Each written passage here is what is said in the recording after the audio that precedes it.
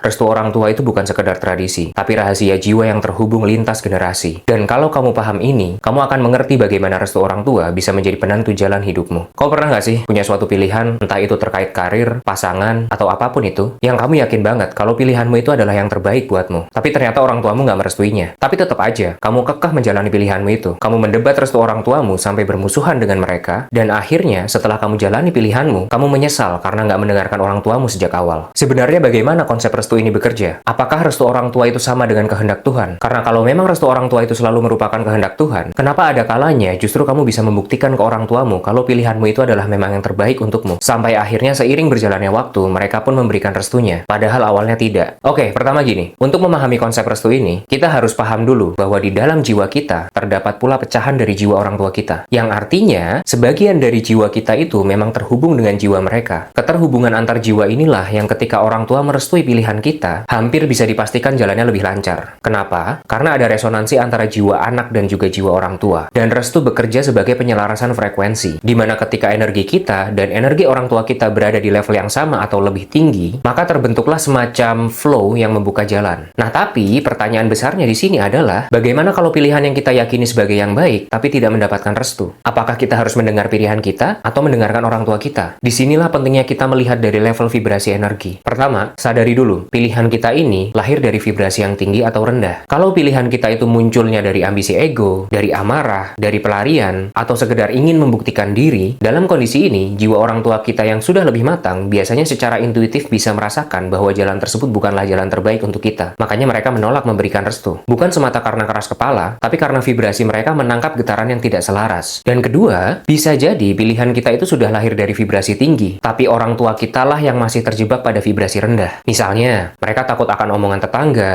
gengsi keluarga, status sosial, atau terikat pada trauma masa lalu mereka sendiri. Dalam kondisi ini, penolakan yang muncul lebih berasal dari luka dan pola pikir mereka, bukan dari getaran jiwa yang sejati. Disinilah pentingnya kita sebagai pihak yang akan menjalani pilihan tersebut untuk memastikan bahwa pilihan kita ini sejak awal memang muncul dari vibrasi yang tinggi, dari ketulusan, dari panggilan jiwa, dan dari dorongan untuk berkembang dan memberi manfaat. Karena ketika kita mampu bertahan dalam vibrasi tinggi, maka biasanya akan ada titik di mana energi itu bisa menembus benteng ego orang tua kita, dan restu pun akhirnya turun. Mungkin di awal, orang tua itu menolak karena belum paham, tapi ketika energi pilihanmu itu terus konsisten memancar dalam kejujuran dan kebaikan, percaya sama saya, hati mereka pun akan ikut luluh. Karena sejatinya, tidak ada hati orang tua yang bisa menolak energi ketulusan anaknya selamanya.